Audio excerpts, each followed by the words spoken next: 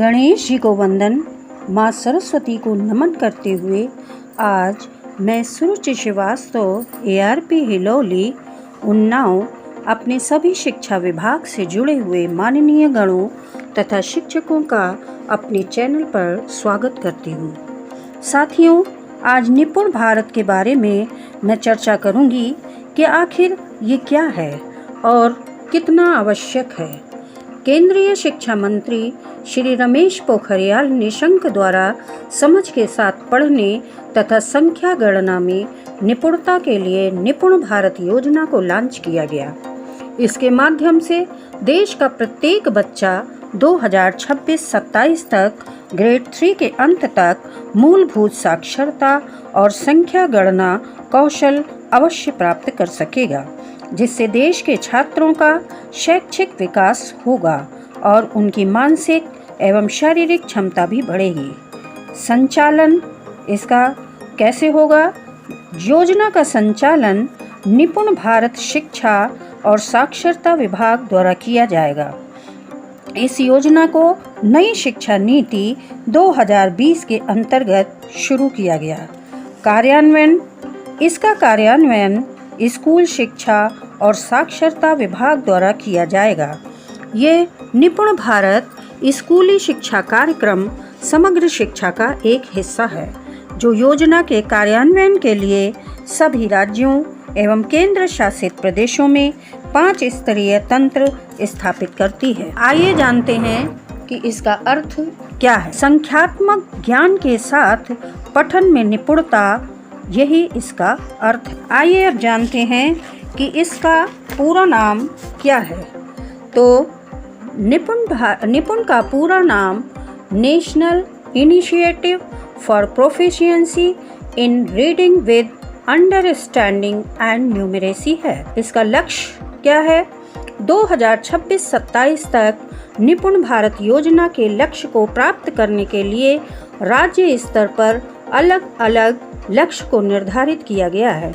इन सभी लक्ष्यों की प्रगति पर नोडल विभाग द्वारा नजर रखी जाएगी। राष्ट्रीय स्तर, राज्य स्तर, जिला स्तर पर IT आधारित संसाधनों के माध्यम से इस योजना की गतिविधियों की निगरानी व बच्चों की निगरानी शामिल है। आइए अब जानते हैं कि ये आधारभूत साक्षरता तथा संख्यात्मकता आखिर क्या है।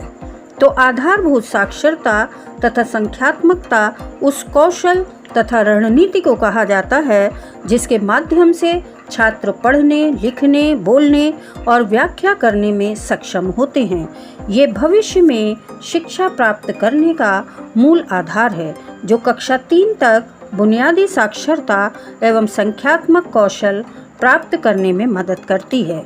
आधारभूत साक्षरता एवं संख्यात्मकता के प्रकार। नंबर 1, मूलभूत भाषा एवं साक्षरता।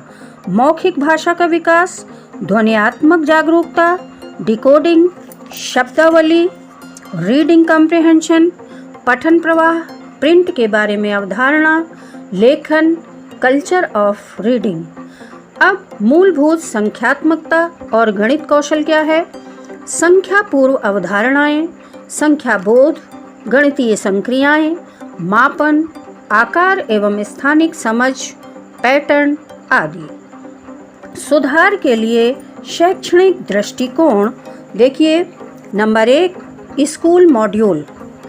NEP राष्ट्रीय शिक्षा नीति के अंतर्गत 3 माह का स्कूल प्रिपरेशन मॉड्यूल रखा गया है। स्कूली शिक्षा छात्रों की गुणवत्ता व समानता सुनिश्चित करने में महत्वपूर्ण भूमिका निभाती है। इस मॉड्यूल से बच्चों को प्री स्कूल शिक्षा प्राप्त होगी तथा छात्र अपने को स्कूल जाने के लिए तैयार कर सकेंगे। दूसरा, सीखने का आकलन। छात्रों द्वारा शिक्षा के माध्यम से सीखी जाने वाली नई चीज़ों का मूल्यांकन कर उसका आकलन किया जाता है। ये सुनिश्चित किया जाता है कि बच्चों को सीखने में कहीं कठिनाई तो नहीं आ रही है, अगर है तो उसका समाधान होगा। तीसरा, छात्र के सीखने पर ध्यान। ऐसे छात्र जिन्हें घर पर शिक्षा का वातावरण नहीं मिलता, शिक्षकों द्वारा ऐसे छात्रों को पर विशेष ध्यान दिया जाता है। शिक्षकों को निम्न बातों पर ध्यान देना चाहिए। छात्र छात्राओं से उचित अपेक्षाएं प्रदर्शित करना, कक्षा में बात करते समय लिंग पक्षपाती कथनों का प्रयास न करना, ऐसी कहानी कविताओं का चयन करें जिसमें लड़का लड़की सामान्य भूमिकाओं में पेश हो, विद्यार्थियों को उनकी रुचि के अनुसार कार्य करने के लिए प्रोत्साहित करना। अब इसके अंतर्गत आने वाले प्रमुख क्षेत्र हैं स्कूली शिक्षा, शिक्षक क्षमता निर्माण, उच्च गुणवत्ता शिक्षण सामग्री का विकास, बच्चों की प्रगति पर नज़र रखना। अब देखिए ये जो योजना चालू है इसके 17 भाग हैं। कौन कौन से? परिचय, मूलभूत भाषा और साक्षरता को समझना, मूलभूत संख्यात्मकता और गणित कौशल, योग्यता आधारित शिक्षा, शिक्षा और सीखना, लर्निंग असेसमेंट, शिक्षण अधिगम प्रक्रिया, स्कूल की तैयारी, राष्ट्रीय मिशन, पहलू एवं दृष्टिकोण, सामाजिक योजना, विभिन्न हितधारकों की भूमिका, SCERT और डाइट के माध्यम से शैक्षणिक साहित्य, दीक्षा का लाभ उठाना, माता पिता एवं सामुदायिक जुड़ाव, निगरानी एवं सूचना प्रौद्योगिकी ढांचा, मिशन की स्थिरता, अनुसंधान, मूल्यांकन एवं दस्तावेजीकरण की आवश्यकता।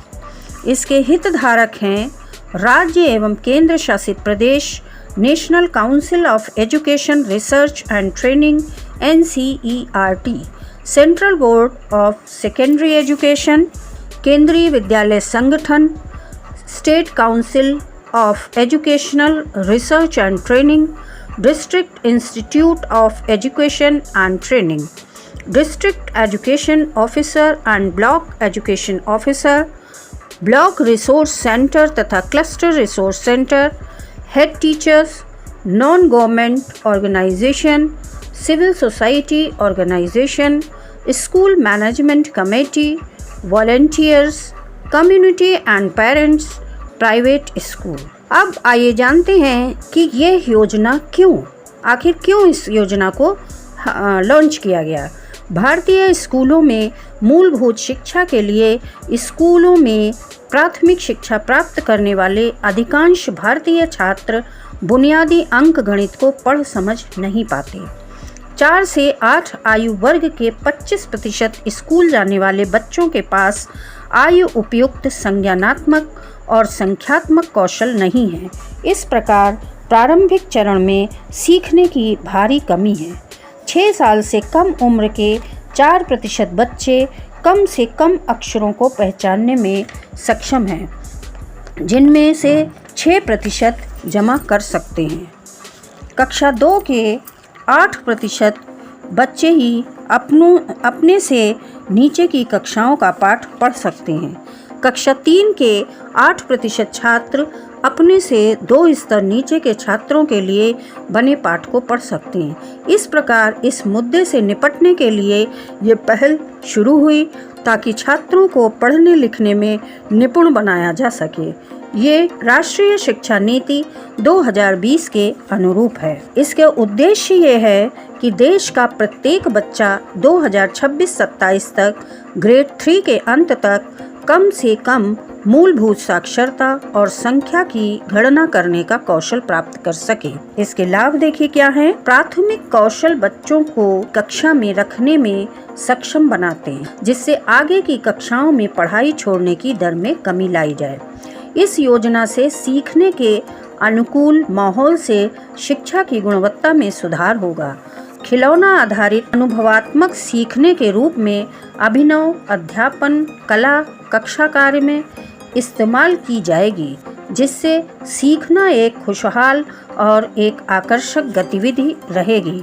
शिक्षकों की सघन क्षमता निर्माण से बच्चों को सशक्त बनाया जाएगा।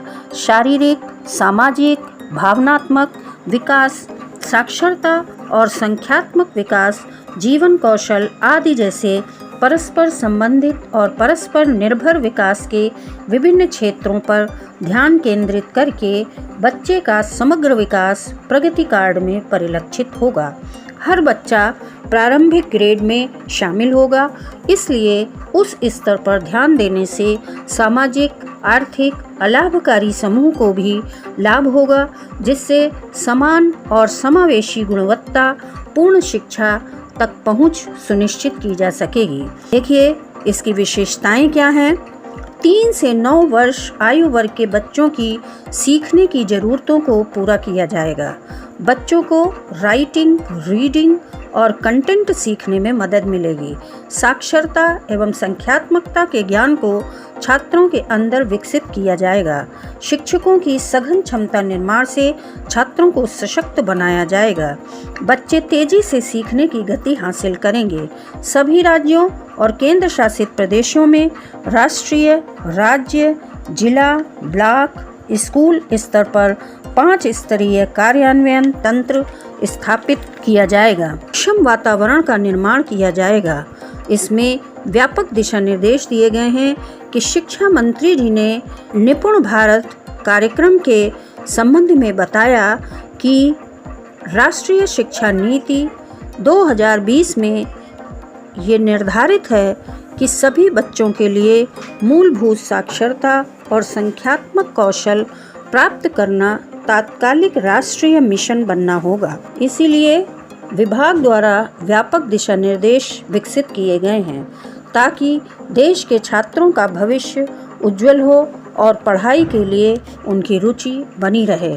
इसके राष्ट्रीय परिदृश्य यही बताते हैं कि शिक्षा की गुणवत्ता पर ध्यान देना, शिक्षा की पहुंच पर ध्यान देना, बच्चों के सीखने के परिणाम पर ध्यान देना, सीखने के परिणामों की उपलब्धि का मापन करना, इन्हीं पर दृष्टि रखकर इस योजना को लॉन्च किया गया है। निपुण भारत लक्ष्य को हमें 2026-27 तक पूर्ण रूप से प्राप्त कर लेना है। पढ़ेगा भारत, बढ़ेगा भारत, यही सोचकर हमें आगे बढ़ना है। जय हिंद, जय भारत।